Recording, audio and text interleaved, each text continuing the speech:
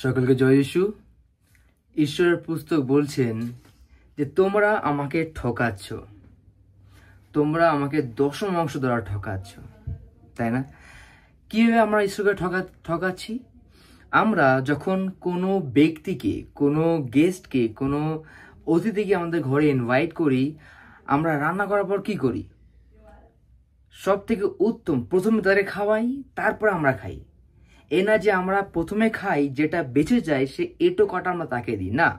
আমরা কি করি? প্রথমে আমাদের অতিথিকে, আমাদের গেস্টকে আমরা দিই, কারণ আমরা তাকে সম্মান জানাতে চাই, তাই না? কিন্তু আমরা ঈশ্বরের প্রতি কি করি? ঠিক তার উল্টোটা করি, ঠিক তার আলাদা করি। আমরা কি করি?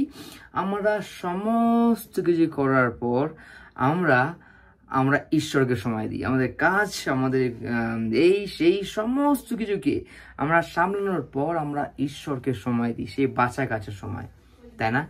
সেই আমরা যেভাবে চাই না আমাদের অতিথিকে অসম্মান করতে, তাহলে আমরা ঈশ্বরকে অসম্মান করি, তাই না?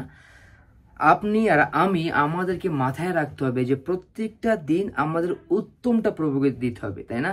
আমরা ডাক্তারকে উত্তমটা দিতে চাই, কারণ ডাক্তার যে ওষুধ দেবে সেটার দ্বারা আমার পরিবারকে সাহায্য করবে। আমরা কাজকে আমাদের উত্তম সময় দিতে চাই, কারণ কেন? যে কাজ করার পর অর্থ পেলেই আমরা আমাদের পরিবারকে চালাতে পারবো।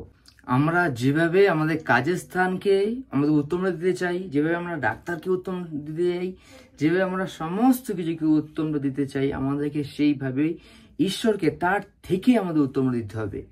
কারণ সেই একমাত্র যে চালাচ্ছে বলে আমরা চলছি, যে খাওয়াচ্ছে বলে আমরা খাচ্ছি, যে দাঁড় করে রেখেছে বলে আমরা দাঁড়িয়ে আছি, যে আমাদের সুস্থ রেখেছে বলে আমরা হসপিটালে নেই, তাই না? এই জন্যে আমাদের ঈশ্বরকে বাঁচা গোছা এটু সময় না, আমাদের উত্তম সময় দিতে হবে। কারণ ঈশ্বর বলছেন যে তোমরা আমাকে ঠকাচ্ছ সেই দশম অংশ দ্বারা।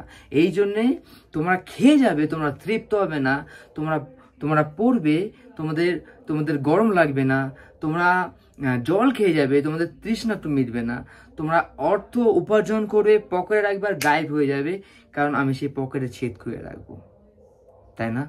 আসুন আমরা শিখি ঈশ্বরকে আমাদের উত্তমটা দিতে। প্রভু যিশু সকলকে আশীষ করুক।